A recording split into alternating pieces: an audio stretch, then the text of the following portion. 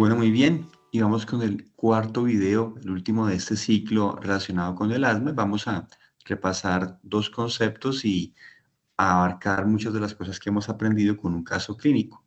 Es importante manejar las crisis porque a veces los pacientes, como muestro acá, pueden presentar crisis que son agudas, como el asma de menos de 2, 3 horas de aparición, pero algunos pacientes pueden llegar a citas prioritarias hasta la misma consulta externa porque presentan un broncoespasmo funcional, pero clínicamente no se manifiesta tanto.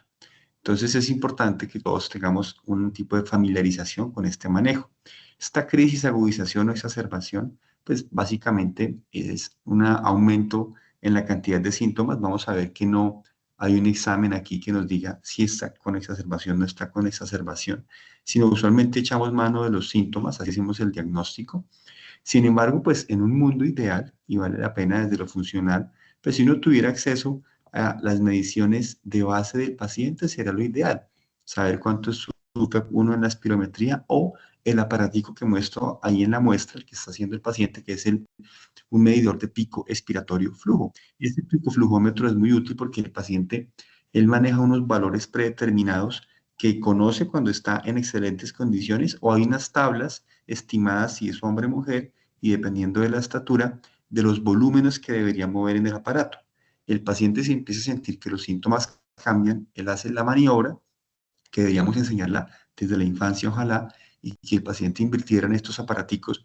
Y si él ve que cae en el volumen que está moviendo, es porque este pico expiratorio de flujo es como un surrogado, un derivado del volumen de primer segundo, o sea, es un indicador de broncoespasmo.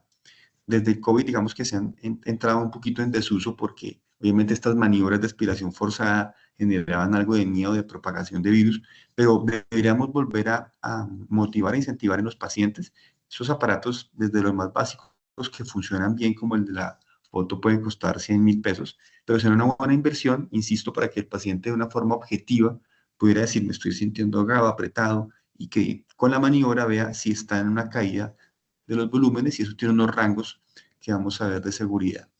Esa sería la forma más precisa de llegar a hacer una medición, pero pues sí claramente nos fundamentamos en los síntomas, en aumento de las sibilancias, en aumento de la disnea, en aumento de la presión de pecho, en aumento de la tos, que es lo que realmente podemos detectar, reiterando que de nuevo hay algunos pacientes que pueden ser silenciosos, entonces tener eso como algo importante. Ahora, ante la sospecha del diagnóstico de aumento de los síntomas en un paciente que ojalá tenga la confirmación de asma, pues vamos a hacer una clasificación para entender un poquito de más, pues dónde vamos a atender el paciente y qué le vamos a brindar. Esta tabla traída tal cual de la guía GEMA, pues muestra que hay 4 niveles, ¿cierto? Leve, moderado, grave y una crisis vital. Y pues miren los componentes ahí que se evalúan, la disnea, va de leve a pues, ya una respiración agónica. Siempre ha sido clásico el habla, que es que tanto puede el paciente hablar de seguido, si puede hacer párrafos, si son pequeñas frases, si solo son palabras o ni siquiera puede hablar. Evaluar la frecuencia respiratoria, ahí están los valores, que no haya taquicardia, también es un indicador de mayor gravedad. Solamente realmente en casos de crisis vital vamos a tener hipotensión. Va a ser muy difícil que un paciente asmático llegue a manifestarse con eso de entrada, pero sería un indicador de gravedad.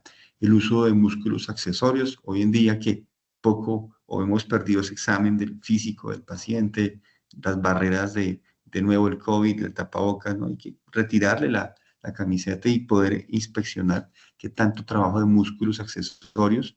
Obviamente, pues la auscultación de sibilancias es un indicador de broncoespasmo agudo, que no haya alteración de la conciencia, esto realmente es solamente en los casos de crisis vital.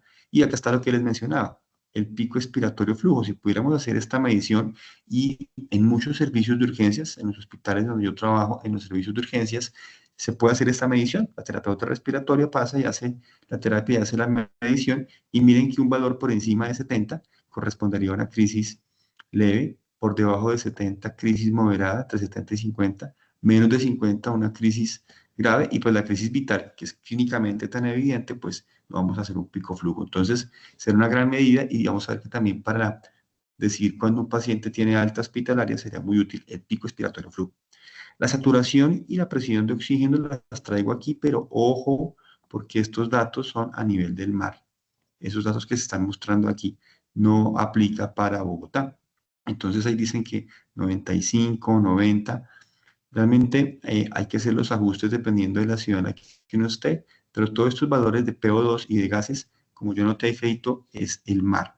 Realmente un paciente con asma para que llegue de saturaciones, porque es una crisis entre moderada y severa, más cercano al valor de por debajo de 90 en general, no es de 95. Eh, y recordar que después de los 65, 75 años, estos pacientes pueden saturar 88, 86, siendo un valor normal. Entonces hay que hacer ajuste por altura y por edad, pero sería un indicador. Si estamos seguros de que este valor no tiene que ver con la altitud ni tiene que ver con la edad, es de saturación, pues es un indicador de gravedad. Y lo mismo al final, como muestro la PaCO2, o sea, la hipercapnia, la retención de dióxido de carbono, es raro que es que un paciente con asma, pero si es tanto el broncoespasmo, no ventila y empieza a retener dióxido de carbono, un indicador de gravedad. Aquí simplemente para comparar, es un poquito más de lo mismo, pero bajo el esquema del documento GINA, de nuevo, pues lo importante es ver el deterioro de los síntomas. Fíjense que ellos en este mismo recuadro manejan lo que sería una crisis leve a moderada, dependiendo también si habla en frases, si el paciente no logra acostarse, si no prefiere estar sentado, pero no está agitado, un poquito de polipnea, pero no con dificultad respiratoria, no uso de músculos accesorios, máximo 120 latidos y que esté saturando bien, con un pico flujo no por debajo de 50, eso será una crisis leve a moderada. La severa, pues taquicardia más de 120, uso de músculos respiratorios, la desaturación ajustada para la edad y para la altura o el pico expiratorio flujo por debajo del 50%. Eso sería una crisis severa y bueno, hay una que amenaza la vida, pues que es evidente que el paciente hay que remitirlo a un servicio de urgencias o cuidado intensivo si ya se está en urgencias. Ahora, ¿qué medicamentos pues, se van a utilizar? Pues para una crisis leve, lo primero que uno utilizaría son los que voy a agrupar acá, que son los agonistas beta 2 de acción rápida y los anticolinérgicos, y ahí salbutamol y bromuro, pues es lo que utilizamos. De salbutamol podemos, pues que cada puff trae 100 microgramos, podríamos utilizar, hay descripciones desde 2 hasta 8 microgramos cada 15 minutos por la primera hora del esquema de crisis, o en nebulización, 5 microgramos cada 20 minutos, serán 3 crisis en una hora. Usualmente usamos entre 2 y 4 puff. Esto es como un dato bibliográfico. Y para el bromuro también, pues es un broncodilatador, va a ayudar, se pueden usar al tiempo. Cada puff de bromuro de pratropio trae 20 microgramos y lo que usamos es también 4 a 8 inhalaciones, o sea, de 40 a 160 microgramos cada 15 minutos en la primera hora. Pregunta clásica, si es mejor hacer nebulización o hacer inhalocámara. Si lo haces así, inhalocámara o nebulización, no hay diferencia. Eh, lo que pasa es que obviamente si van a hacer, por ejemplo, directo los puffs, el paciente, si está en medio de una crisis, puede que en ese momento tenga dificultad para hacer maniobras adecuadas de inhalación. Entonces, en ese caso, pues, sobre todo en las crisis severas, usamos mucho las micronebulizaciones para que, independientemente del estado del paciente, realmente el medicamento llegue. Pero si tienes inhalocámara, puedes hacerlo por inhalocámara y los resultados son iguales. Estos dos primeros, entonces, como mencioné, vas en crisis leve. Si ya la crisis es moderada, inhalar si es una crisis severa, tenemos que siempre, tempranamente, ir en la siguiente línea de acción y es el uso de los glucocorticoides. Es fundamental, así como son la columna vertebral del mantenimiento en una crisis que lo requiera, que no sea leve y que mejore rápido, de ahí en adelante moderada, severa o que amenace la vida, entre más temprano inicien los medicamentos glucocorticoides, mejor. Van a empezar a actuar, perdón, más o menos en unas 4 a 6 horas, entonces el tiempo es importante ahí.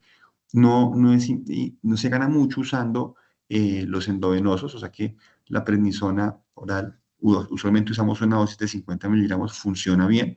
Si el paciente no tolera la vía oral, pues utilizamos el endovenoso, pero realmente lo que se ha visto es que la efectividad es la misma y con la endovenosa se puede tener un poquito más de hiperglicemia, un poquito más de síntomas gástricos, un poquito más de picos de presión arterial elevada. Entonces, en general, si el paciente tolera vía oral, 50 miligramos de prednisolona está indicado. Y eventualmente también pues, se puede adicionar glucocorticoides inhalados, ya sea nebulizados o por inhalocámara, y esto también mejora. Hay algunos estudios que pueden ser muy útiles, sobre todo en crisis como leves, entre leves y moderadas, podrían ser de particular ayuda, pero insisto, ante la duda que sea una crisis o que más que duda que ustedes confirmen criterios de moderado en adelante, el glucocorticoide sistémico es importante. Entonces no hay que retrasarlo. Los dos documentos importantes, tanto la guía española como el documento GINA, nos piden esto, especialmente no retrasarle a los pacientes que ya vienen utilizando un tratamiento o que ya dicen, doctor, vengo por esta cita prioritaria de urgencias porque ya tomé prednisolona y no he mejorado, o me inyecté dexametasona y no he mejorado. Estos pacientes requieren entrada, utilizar el medicamento y como les digo, pues la dosis es de 0.5 miligramo kilo del peso ideal, no es que si el paciente pesa 140, 150 por obesidad, vamos a llegar hasta ya no máximo 50 miligramos y las dosis de 5 a 7 días y no requieren una suspensión gradual posterior. De nuevo, ¿cuál sería entonces el seguimiento? Los pacientes siempre les damos el manejo o de la leve o de la moderada a la severa y en una hora lo deberíamos estar valorando. Entonces, en las sedes primarias podríamos manejar estos pacientes de esta forma, con los esquemas de crisis de salbutamol y de bromuro, en lo que si hay disponibilidad de prednisolona en crisis moderadas o mayor, darlo, y a la hora hacer la medición. Ideal de nuevo, una gran guía sería hacer el pico flujo, como les mencioné, en ese caso, y uno mira, como muestro acá, en una hora o antes si hay una respuesta. ¿Qué respuesta? Que los síntomas hayan mejorado, que no esté necesitando cada 20 minutos el salbutamol. Miren, un pico flujo sería una medida, lo más objetivo, por encima de 60-80%. Si ya logra mejorar y que no varíe tanto, entonces que no varíe más de un 20%, es seguro darle salida a ese paciente, repito, por encima de un 60%. Y obviamente que esté saturando bien. Si el paciente tiene salida, pues entonces es importante repasar lo que mencioné, que tenga su dosis de prednisolona, que tenga su buen medicamento de agonista beta 2 con esteroide inhalado. Si necesita un aliviador, pues repasar el uso de los inhaladores. Idealmente poder hacer un seguimiento de este paciente en una semana y ustedes lo pueden hacer. Para algunos criterios ya, pues si es de recurrencia, si es de asma grave, si es de asma laboral, donde de pronto se necesite que el control sea con un especialista, pero básicamente es eso. De nuevo, para que tengan el panorama desde otra guía, que es la guía GEMA, tenemos a la izquierda, si la crisis fue leve o moderada, en este caso ellos ponen un punto de corte de 70 para el pico flujo, Gina decía 60, pero no, 60, 70 más nos da tranquilidad y ahí se le puede dar alta al paciente que mejoró, pero si por el contrario esa crisis leve a moderada no mejora y como tal es una crisis grave, entonces pues eso lo va a definir que sigan los síntomas, que esté saturado, dijimos que eso no es normal, el pico flujo por debajo del 60% y pues ya cosas más evidentes que fracaso del glucocorticoide, que el paciente no puede garantizar el tratamiento, esto a veces es importante, es mejor dejarlos en observación o en urgencias si el paciente no cuenta con los inhaladores o su condición psicosocial es de riesgo, comorbilidades importantes, falla cardíaca, una arritmia, en fin. Entonces, esos pacientes son los que deberíamos retener para darle manejo intrahospitalario y pues los que hablan por sí solos de la entrada, los del compromiso vital, pues esos se van a hospitalizar desde un principio y no van a tener el alta. Ahora, como les decía, es fundamental en este momento recordar que ese paciente que tiene una crisis, claro, nos demanda tiempo, estamos encima de él, lo cuadramos, lo organizamos, pero no se puede ir para la casa de nuevo con salbutamol y bromuro de hipratropio, que es lo que pasa muchas veces después de una exacerbación. Ese es un momento de oro, porque el paciente además entiende que el asma puede llevarlo a afectar, a tener que consultar de una forma prioritaria con el miedo que da y quién quiere ir por urgencias. Entonces es un buen momento para sensibilizar y que se vaya con su inhalador y que lo aprenda a utilizar. Entonces va a ser un repaso muy concreto. Aquí tenemos a su izquierda de las pantallas un primer dispositivo, que es el dispositivo Ellipta. Esto es polvo seco, contiene siempre bilanterol fluticasona en dosis de alta de la fluticasona, en este caso dipropionato, perdón, furoato de fluticasona, lo que contiene el medicamento, en dosis de 200 o de 100, acompañado de bilateral y se utiliza una vez al día. Es el único que tiene la posibilidad de ser utilizado una vez al día, la combinación de agonista beta 2 y esteroide inhalado. El otro que lleva más tiempo en el mercado es el dispositivo de la derecha, el Acufailer. También es un polvo seco. Aquí lo que se va a contener es almetrol fluticasona. Hay presentaciones, usualmente las más usadas, con 250 microgramos o 500 microgramos, que sería dosis alta, en este caso de dipropionato de fluticasona, en este caso sí, y siempre utilizarlo cada 12 horas, porque en este caso el agonista beta 2 es salmeterol y requiere ese tiempo de acción.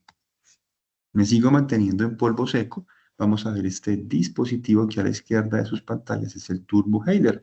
Siempre va a contener la combinación, en este caso el agonista beta 2 de acción prolongada es el formoterol, que también tiene una ventaja que actúa en pocos minutos, pero también una acción prolongada hasta 6-12 horas, y el esteroide inhalado en este caso es la budesonida. Viene en dosis baja de 160 microgramos, 4,5-160 budesonida, o combinado 9,320, que sería dosis intermedia, también siempre para uso cada 12 horas. Insisto, polvo seco. Arriba a la derecha tenemos el dispositivo Aerolizer o Breezhaler. Son muy parecidos estos dos y realmente pues, ustedes los han visto, es la capsulita que uno coloca y por eso les dejé el dispositivo abierto.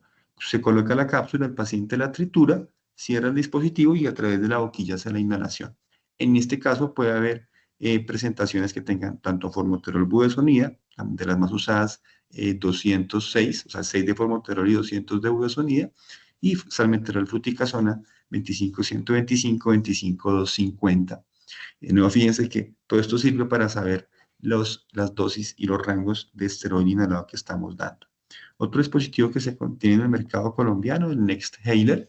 Este es exclusivo para formoterol beclometasona, entonces también pues, tiene su esteroide inhalado que es la beclometasona, en este caso 100, de partícula pequeña, partícula fina, y el formoterol. Entonces también se van a utilizar cualquiera de estos cada 12 horas. Y pues lo clásico, ¿cierto? Por decirlo así, los inhaladores presurizados o de dosis medida. Tenemos a la izquierda el dispositivo RapidHailer, es exclusivo para formoterol budesonida. En este caso sí siempre va a venir de 4, 5, 160.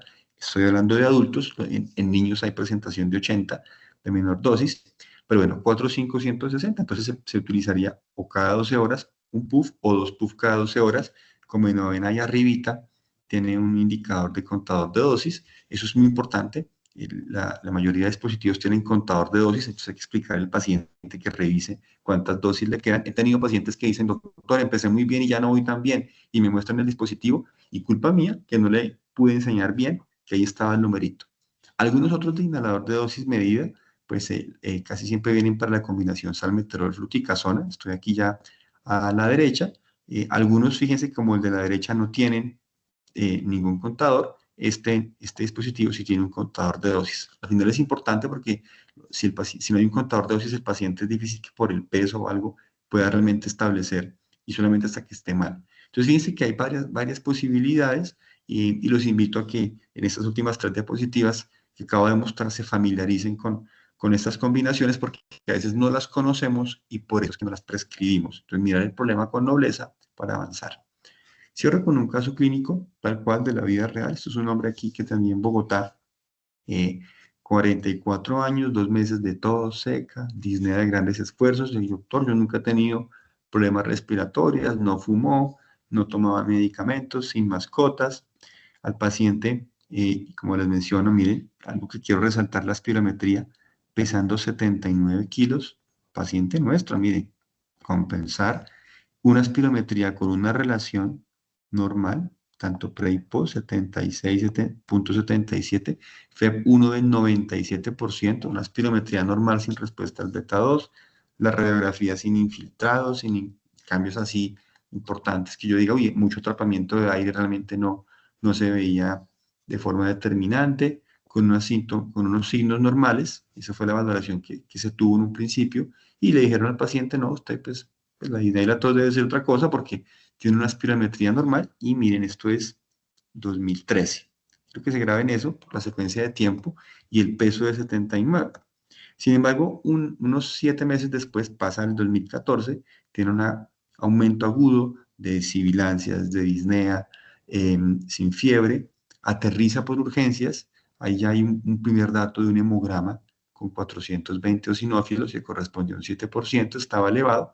Miren, el paciente hospitalizado, como resalto ahí, y ya en este caso la relación de la espirometría pre.63, post.62, con un FEP1 del 52%. Claramente en una espirometría obstructiva, en ese caso no había respuesta al beta 2, y como estaba en una crisis grave y hospitalizado, inclusive se pensó hacer una difusión que fue normal, como hemos visto, la difusión de monóxido de carbono en asma tiende a tener valores normales, inclusive un poco altos, porque no distinto, por ejemplo, a la EPOC o a la fibrosis. Entonces, en ese caso, el paciente pues, se le dio prednisolona en el servicio de urgencias y sale para la casa, y como muchos pacientes que toman la prednisolona mejoran muy bien, mejoran rápido, pero quedan pues pensando que ese es el tratamiento de base. Y miren nada más que han pasado unos mesecitos, seguimos en el 2014, y ya el paciente está con 80 kilos, ya subió 1 kilo, y claro, pues bajo efecto de la prednisolona, miren la espirometría normal, 84, 87, o sea, punto 84, punto 87 de relación, con un FEP1 de 98%. Obviamente, pues está tomando un tratamiento, yo siempre digo, está matando una pulga con una bomba atómica, y el efecto de esto es importante. Y miren qué pasa en el tiempo. Sigue avanzando ese 2014, el paciente pues se siente muy bien con la prednisolona. Aquí ya esto es 2015, 2016, miren, 2015. De nuevo la espirometría sigue completamente normal. Como dice el reporte, sin respuesta al beta 2, miren, 93% de FEV1, pues para él todo iba sobre ruedas, pero miren que ya va otro kilo más de ganancia de peso, obviamente porque el paciente está tomando prednisolona y se acostumbró a que ese era el tratamiento, y obviamente pues llegó un momento en que empezó a subir tanto de peso que la familia, el esposo le dijeron, "Mire, llegó a 85 kilos, hey, aquí algo está pasando". Entonces él suspende la prednisolona, y claramente al suspender, miren cómo de nuevo vuelve a ser una espirometría obstructiva, relación de 67 para este paciente, que para su edad lo mínimo debería ser 74, y el FEP1 cae un 67%, como estoy mostrando, y en esa espirometría ya sin esteroide hay respuesta de 14% y mucho más del 10-12% del FEP1. O sea, vuelve a aparecer la espirometría ya cuando se desenmascara que el paciente no está usando la prednisolona, pero este paciente se ha ganado 6 kilos y ese era el tratamiento. Entonces ahí llega a mi consultorio y pues empiezo yo un trabajo de enseñarle cómo utilizar de forma adecuada el inhalador, pero el problema era esto, que ahí sí yo lo dejé en mi enfermedad actual tal cual. Doctor, deme algo efectivo, pero no inhaladores. Entonces era un tema de educación con él. Los pacientes prefieren tomar algo, prefieren inyectarse algo, pero si los educamos, pues a veces no es fácil. Hay que entender que es mucho más sencillo utilizar un inhalador, es mucho menos dosis, es mucho menos efecto adverso, porque actúa directamente ahí. Por eso esto viene casi todo en microgramos. Entonces la exposición es menor, pero culturalmente tenemos una versión hacia los inhaladores. Le amplié los estudios. Yo lo que empecé con él fue una dosis intermedia que la ICS, y el paciente pues, volvió a consulta, mejoró, miren, subió a 71 el FEP1. Dijimos que lo ideal es que esté por encima del 80% del FEP1, pues beta 2 había mejorado. Le amplió los estudios de alergia y de respuesta inflamatoria en la vía aérea. Miren el FENO en 166. Y pues yo, si uno tiene un FENO tan alto, es que está faltando esteroide inhalado. Pero ojo, está faltando esteroide inhalado, no es que entonces yo le formulo automáticamente, sino puede estar faltando o porque yo no lo formulo, el famoso paciente de salbutamol la demanda. Dos, porque lo formulo y el paciente no lo usa. Tres, porque el paciente lo usa, pero lo usa mal, no ha sido una técnica inhalatoria. Y obviamente pues yo me senté con él y le expliqué, y él me dijo, soy sincero, doctor, que me ha sentado, no estoy tan mal, pero no estoy aún convencido de siempre tener que depender de un inhalador. De nuevo, todo un proceso educativo. Exploré con él pues, pruebas de alergia, revisé muy bien el entorno, fue positivo para los famosos dermatofigoides, es decir, para los ácaros del polvo, fue la prueba positiva, para todo lo demás negativo, aunque él sí me decía que realmente no, pues con el polvo o con algún tipo de exposición no había como una correlación clínica. Entonces, ese era el contexto de este paciente, un paciente consumidor crónico de prednisolona, algo que no podemos permitir, un paciente que las escalas de control, en este caso el ACT, estaba por debajo de 20, un paciente que tenía un componente alérgico, era muy alérgico, eosinófilos altos, las pruebas de alergia positivas, lo cual yo siempre les digo, el que es alérgico anda armado. En cualquier momento llega y pasa un olor, se expone un antígeno respiratorio y viene la crisis de asma, con una función pulmonar por debajo del 80% del FEP1 y un FENO muy alto. ¿Por qué no le hice por ejemplo, un test de supresión de FENO? Porque él mismo me confesó que no estaba siendo juicioso. Entonces no importa, ahí lo clave era poder insistir con el paciente en que mejorara la adherencia. La esposa fue muy importante. Yo la incorporé, le dije, tráigame a su familia. Estudiamos otras enfermedades como la suyo de peso, se descartó apnea de sueño. Llegamos al test de adherencia, ¿se acuerdan? Para que lo repasen. Puntaje 50 de 50, mejoró eso. Le pulimos la técnica inhalatoria. El EDEN es una de las escalas para evaluar eso, que se familiarizara con su dispositivo. Además, le encontré una rinitis y una sinusitis importante. Miren el tag de senos paranasales, como hay un engrosamiento en casi pansinusal, una hipertrofia de cornetes importante en los cortes coronales y axiales. Le traté también la comorbilidad, hace parte de la alergia. Y miren cómo de esa espirometría con la que lo recibí, con un FEP1 del 71% y pesando 81 kilos, ya adherido el paciente, 2 años después fue el proceso, bajó 72 kilos, miren, bajó a 72 kilos, perdió peso desde el principio del proceso y miren cómo la espirometría normalizó por completo con un FEP1 entre el pre-97 y el post del 101%. Y nos hablábamos del proceso, él quedó, digamos, como muy fiel a mi atención. Y pues él dijo, sí, doctor, usted sí me puso atención. Yo no creo que es que nadie le haya puesto la atención, pero sí era entender el paciente, cómo entendía él su enfermedad, qué objetivos tenía, explicarle bien, apoyarse con la esposa. Y cuando uno muestra los datos y el progreso del paciente, eso anima a que se pueda hacer. Entonces, fíjense que no, parece, es un caso que tuvo una hospitalización que estuvo grave, pero que se controló bien con el manejo de la comorbilidad, mejorando la adherencia a una dosis intermedia de esteroide inhalado con LAR. Mil gracias y bueno, espero que estos 4 videos hayan sido de utilidad. Por supuesto, pues ahí las referencias es para que puedan profundizar y les deseo muchos éxitos llenando los cuestionarios de verificación.